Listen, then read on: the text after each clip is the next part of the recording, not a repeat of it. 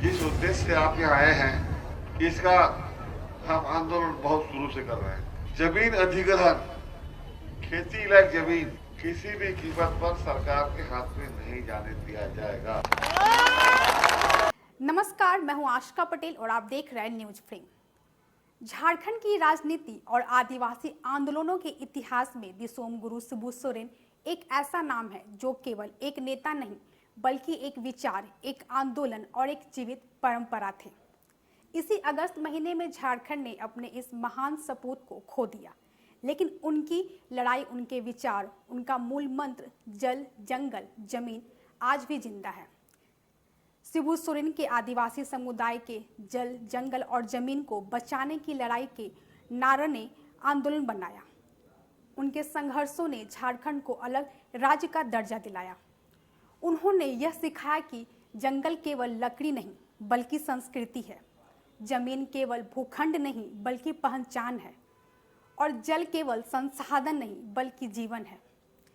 यही सोच उनकी राजनीति की आत्मा थी और आज जब राजधानी रांची के नगरी इलाके में रिम्स 2 अस्पताल निर्माण के लिए जमीन चिन्हित की गई तो उसी जमीन को लेकर किसानों और ग्रामीणों का संघर्ष उस पुरानी लड़ाई की याद दिलाता है जिसकी मसाल दिसोम गुरु ने जलाई थी।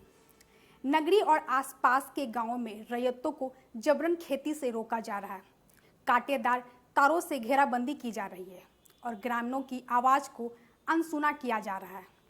नगरी जमीन बचाओ संघर्ष समिति के बैनर तले गांव के लोग आज उसी अधिकार के लिए खड़े हैं जो उन्हें पीढ़ियों से विरासत में मिला है।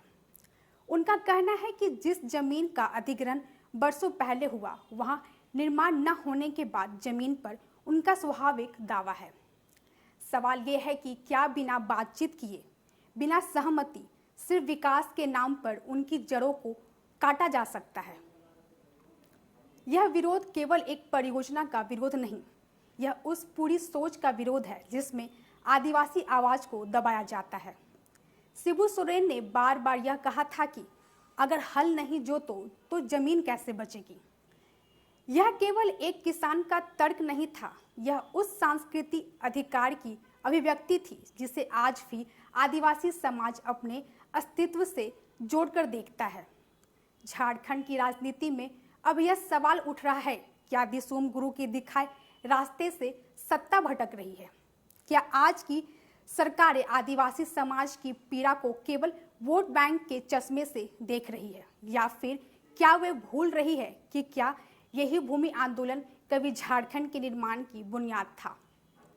नगरी का आंदोलन यह दिखा रहा है कि दिसोम गुरु का संघर्ष महज इतिहास नहीं बना है, वह आज भी जीवित है। किसानों की आवाज में, युवाओं की जागरूकता में और जमीन से जुड़े हर उस व्यक्ति की आत्मा में जो विकास की कीमत पर अपनी जड़ों को खोना नहीं चाहता।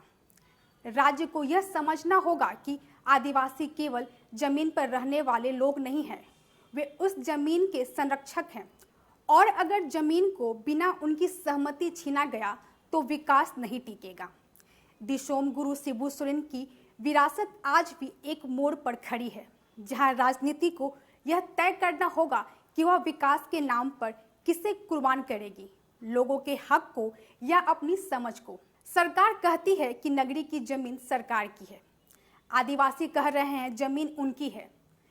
लड़ाई जमीन की हो रही है, लेकिन यहाँ एक बात तो समझना होगा कि जमीन किसी की भी है।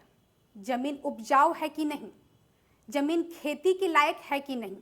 अगर खेती के लायक है और उपजाऊ है तो जमीन पर खेती ही होनी चाहिए, चाहे मालिकाना हक किसी का भी हो।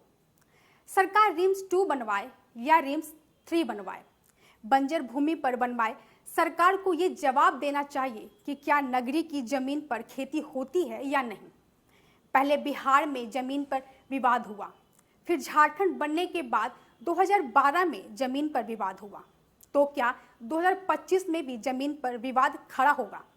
सरकार ने तो ऐलान कर दिया है कि रिम्स उसी नगरी की जमीन पर बनेगा, लेकिन इसका जवाब कौन देगा कि नगरी की जमीन पर खेती होती थी या नहीं, नगरी की जमीन पर हल चलता था कि नहीं, नगरी की जमीन पर फसल लहराते थे कि नहीं। अगर नहीं तो फिर ये आंदोलन तुरंत बंद कर देना चाहिए और अगर हाँ तो इसका जवाब सरकार ही दे सकती है। अभी के लिए बस इतना ही। झारखंड की जमीन को समझने के लिए आप देखते रहिए न्यूज फ्रेम।